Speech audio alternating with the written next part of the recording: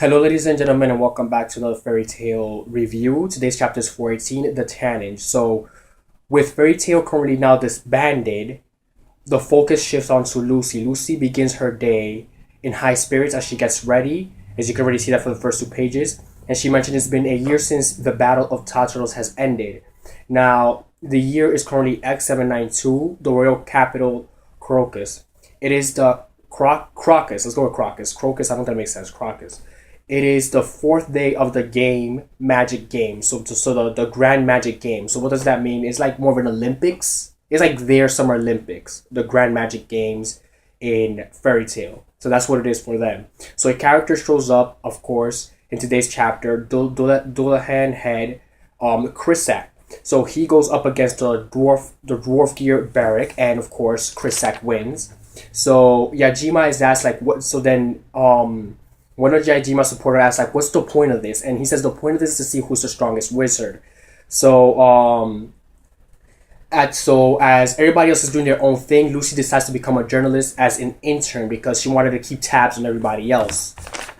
So that's why she became a journalist, to keep tabs on everybody else.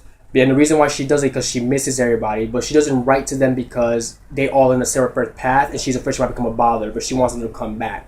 And of course, as we head towards the end of this chapter, we see a mysterious face, of course, familiar powers, and it is fire, of course, and the only person who uses fire is Natsu. So Lucy, thinking it was an enemy, she just sits there and just tells everybody to evacuate. And then we see that it's Natsu going ham when everybody says, "Come at me." And then he looks up, serious at Lucy. He's like, "Oh, Lucy." So like it's been a long time they have seen each other. Obviously, it's been a year since then, and obviously he's very strong. So basically, this is not the only grand entryway we're gonna see. You're gonna see Gray. We might see even Erza make her grand entry at some point. For now, it's only Natsu, and this time around, Lucy won't be alone. So that's the good news. So with this aside, obviously, let's write this down. Today's chapter, it was great. It was dialogue heavy. It was pretty long, 30 pages long to be exact. And this pretty much sets the stage of what was supposed to be Fairy Tale's end to probably begin a brand new fairy tale of much more stronger fighters, obviously. So I can't wait to see Gray and the rest of them will come back with their full strength. And of course, you know, very much a good day to you guys and have a nice day.